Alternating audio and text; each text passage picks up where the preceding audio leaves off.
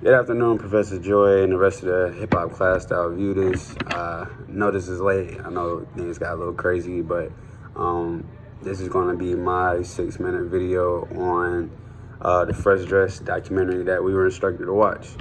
So starting off, I had a few notes, and I was also able to watch this with my girlfriend. You know, as I was watching it, she kind of overheard, some of the things that were being talked about during the film, and actually was interested, and it also prompted for a few real conversations that needed to be had.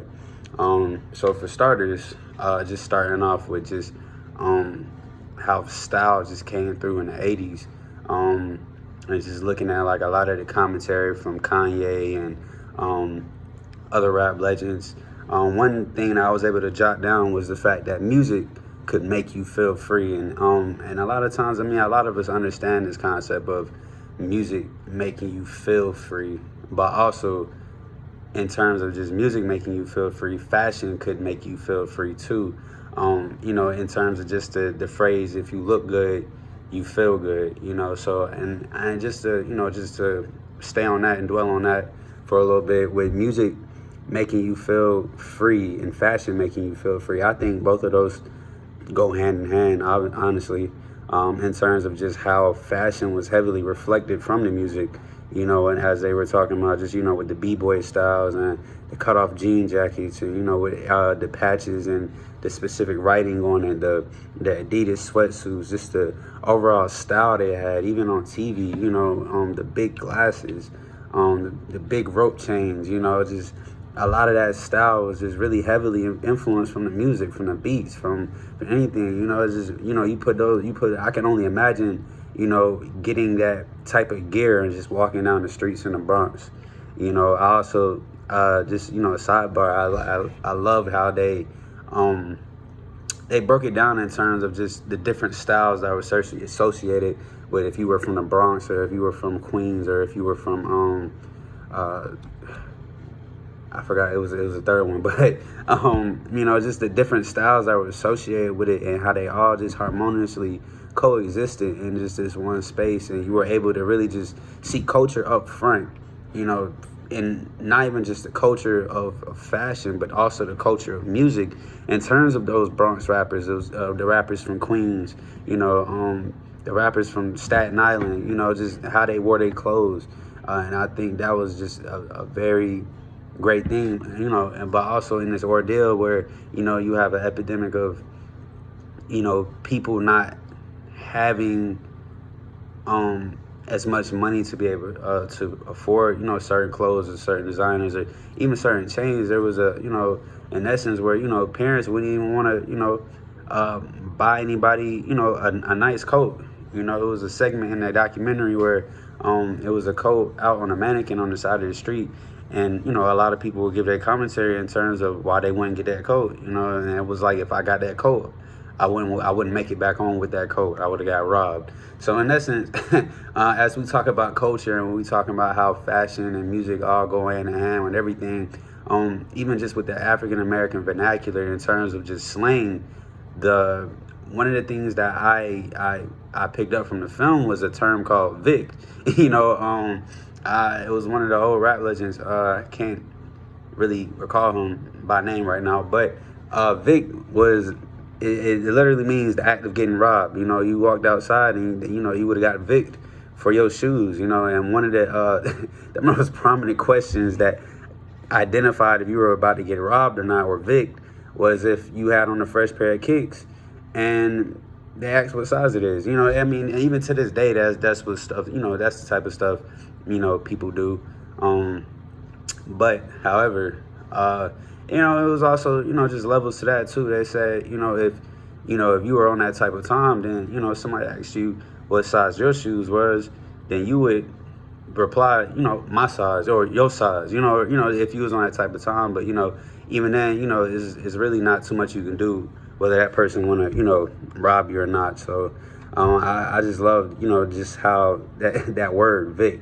Moving on, that was just in the first bit of it, but as as they moved on through the film in terms of time and fashion, we got to a point in like the 90s and early 2000s as we started talking about just certain fashion brands that came and were solely coming from rap at the time, such as like Baby Phat, Sean John, Rockaware, these specific brands that did good. But as you can see, even, as I was coming up, a lot of those brands were in city trends and low income, communities and stuff. And yeah, it's not a bad thing, but in essence, it's like, it's not getting its worth. You put stuff, there, and I feel like psychologically that tells somebody that this is cheap. It's not worth that much. No matter how much effort somebody put in on the back end to make sure there was a product for for the black community to be able to wear something by us, such as FUBU. A lot of times when I was coming up, you got clown if you was rocking FUBU, but whole time FUBU stands for us, by us. And it is just this psychological warfare in terms of what to support. So before we move into that actually goes into my last point. Before we move into that point, I want to talk about how, in terms of those fashion brands that were, engendered from rappers, it was a segment in there that just expounded on the fact that the fashion game got oversaturated. And what it means is, a lot of times, all right, they seen that Rockaware drop and it was doing good, or Sean John dropped, it was doing good. So a lot of rappers, such as Eminem, Outkast, who else? Wu-Tang, a lot of rappers decided, hey, we just gonna drop merch too. We're gonna drop merch. We're gonna, try to replicate this same thing and be able to make money on the back end from, clothes, because it looks easy, but at the end of the day, what a lot of people failed to realize was you're only as good as your music. So if your music, people weren't already resonating within your music, they weren't gonna resonate with you within your clothes. It's like, why would I wear your clothes if I don't resonate with you with your music? Why would I want to wear something that you're not? You don't even make me feel good. Like, there's nothing that we can come on common ground with that would actually, in essence, go into the fact that I would want to, wear your clothes or whatever. It's a real psychological thing in terms of just comfort. People felt comfortable wearing Sean John. Diddy was hot during the time. People were comfortable wearing, at the time, would wear Rockaware.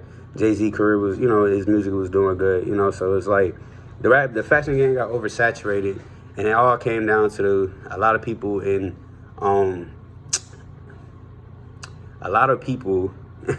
that were in terms of just manufacturing, and those people that actually invested into the clothes were losing out on a lot of money.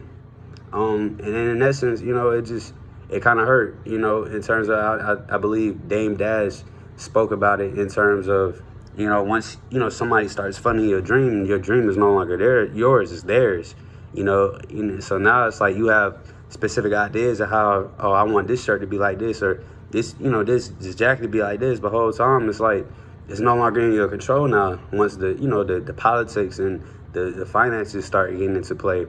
And my last point out of this 3-point thing. So the first one was music could make you feel free and fashion could make you feel free. The second one was fashion. The fashion game got oversaturated.